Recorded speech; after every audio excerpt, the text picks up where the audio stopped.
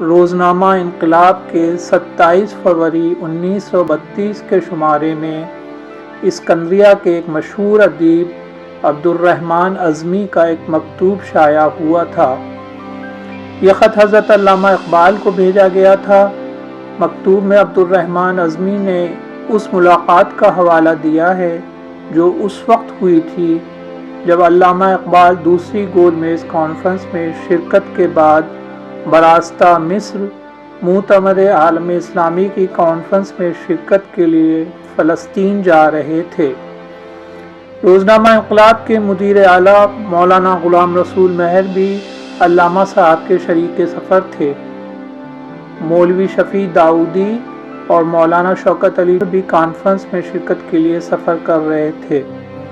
علامہ صاحب 1 دسمبر 1931 کو اسکندریہ پہنچے تھے اور وہاں سے بذریعہ ٹرین قاہرہ کے لیے روانہ ہوئے تھے۔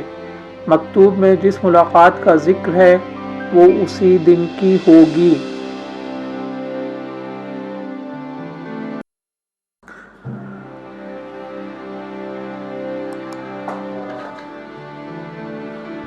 عبدالرحمن اعظمی نے مکتوب میں علامہ صاحب سے ہونے والی ملاقات کو بہت متاثر کن قرار دیا ہے۔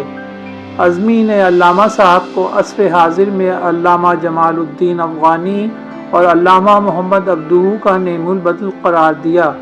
وہ لکھتا ہے کہ علامہ اقبال نے اپنی قابلیت و صلاحیت سے اہل مشرق کو ادبیات اسلامی کی نئی جہتوں سے روشناس کرایا ہے اور عوام و خواص میں یکساں مقبول اپنی شاعری کے ذریعے اسلامی تاریخ میں ایک نئے باب کا اضافہ کیا ہے۔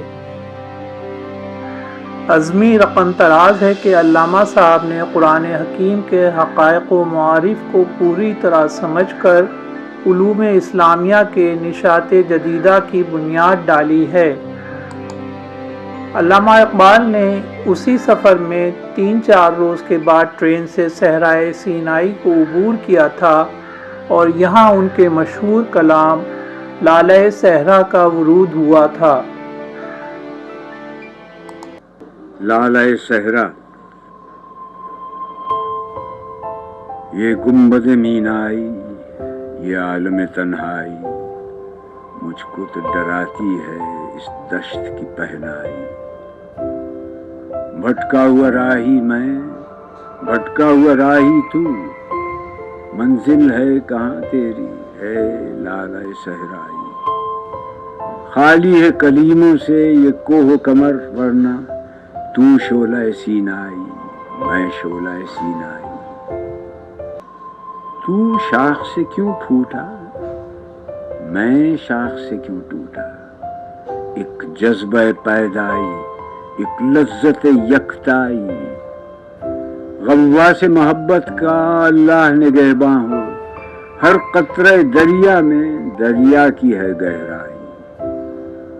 اس موج کے ماتم میں روتی ہے بھنور کی آنکھ، دریا سے اٹھی لیکن ساحل سے نہ ٹکرائی۔ ہے گرمی آدم سے ہنگامہ عالم گرم، سورج بھی تماشائی، تارے بھی تماشائی۔